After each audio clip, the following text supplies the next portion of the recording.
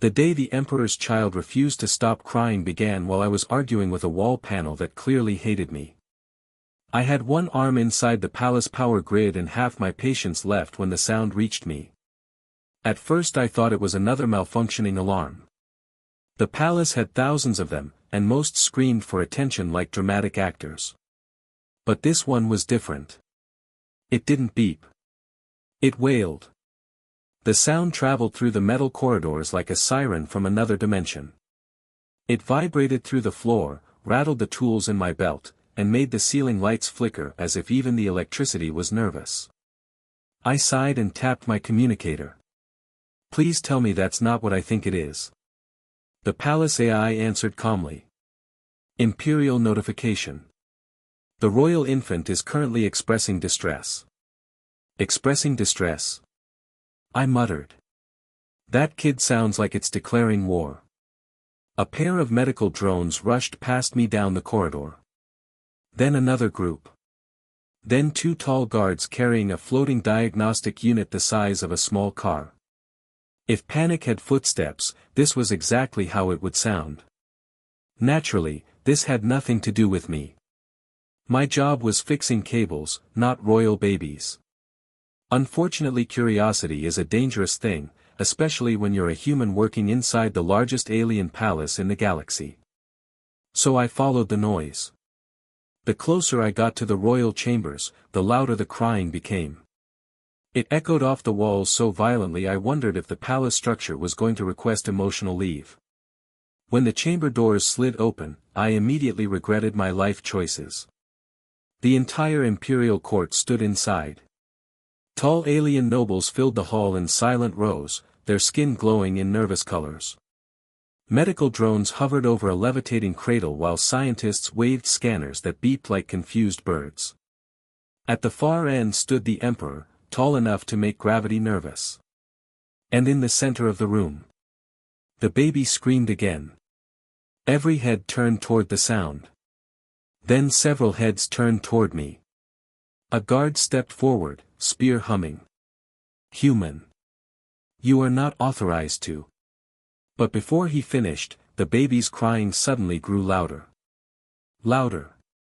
And somehow, the tiny glowing eyes locked directly onto me.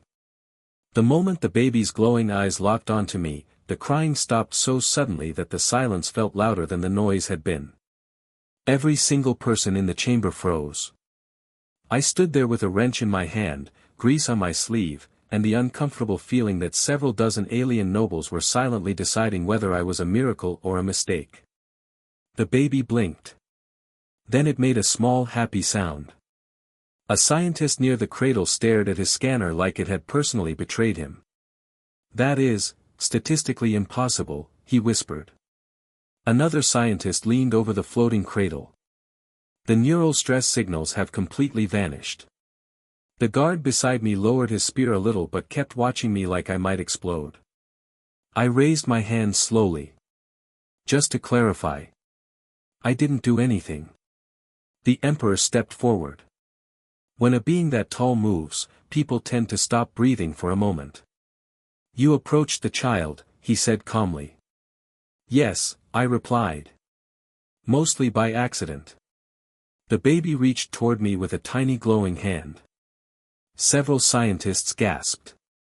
One of them shouted, "Do not touch the royal infant." Naturally, that was exactly when the baby grabbed my finger. The court collectively inhaled. And then the baby giggled. Not cried. Not screamed. Giggled. A sound so cheerful it almost felt illegal in a room this serious. The scanners around the cradle began chiming excitedly. Energy synchronization detected. Cognitive resonance increasing. Cross-species neural compatibility. Wait, what? I looked at the tiny alien gripping my finger like it had just found its favorite toy. Okay, I said quietly. That seems new. Someone in the court dropped a datapad. The Emperor watched silently, but his eyes narrowed with interest rather than anger. Then a calm voice spoke from behind the court. Fascinating. I turned and saw her for the first time. She looked almost human at first glance, calm eyes, long dark hair, and a composed expression that suggested she was used to watching chaos unfold.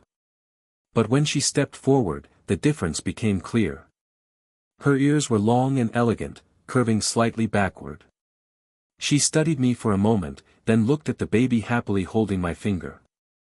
"Well," she said thoughtfully, "either the royal heir has chosen a favorite person."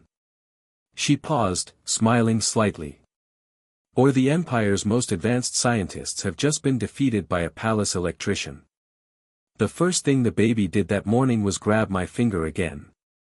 Apparently that had become our routine. I arrived in the royal chamber, the baby laughed, the scientists panicked, and the Empire continued questioning its understanding of biology. One of the researchers waved a scanner over my head. "Neural resonance stable." Another adjusted his device. "The child's cognitive field aligns only with the human." I looked down at the tiny alien gripping my hand. "So what you're saying," I said, "is that the future ruler of the galaxy refuses to function without the palace repair guy." The baby giggled. Several scientists sighed in frustration. Across the chamber, the long-eared advisor watched quietly. Over the past days she had asked me more questions than all the scientists combined. Not about machines, but about humans. About how we think, why we joke when we're nervous, and why we keep fixing things even when they clearly hate being fixed. "You've changed the palace," she said calmly. "I fixed one baby," I replied. "Let's not exaggerate." But she shook her head slightly. "You didn't fix the child," she said. "You connected with it." The Emperor entered the chamber then, and the room instantly became silent. His gaze moved from the baby, to me. "The council has reached a conclusion," he said. That sentence alone made my stomach nervous. "The bond between you and my child is real. Our scientists believe the infant's mind seeks yours for stability." I rubbed the back of my neck. "Respectfully, Your Majesty. I fix power grids. I don't usually stabilize royal minds." A few members of the court actually laughed. That had become more common lately. The Emperor studied me for a long moment. "Then perhaps," he said, "the Empire has chosen the correct human." The baby squeezed my finger again as if agreeing. Weeks later, my toolbox sat quietly in the maintenance corridor where I had once spent every day arguing with broken circuits. I still fixed things sometimes. Just, different things. Now I spent most mornings in the royal chamber, where the smallest ruler in the galaxy waited patiently for my arrival. And every time the baby saw me, it laughed. The palace had stopped feeling like a machine. Somehow, it had started feeling like a home.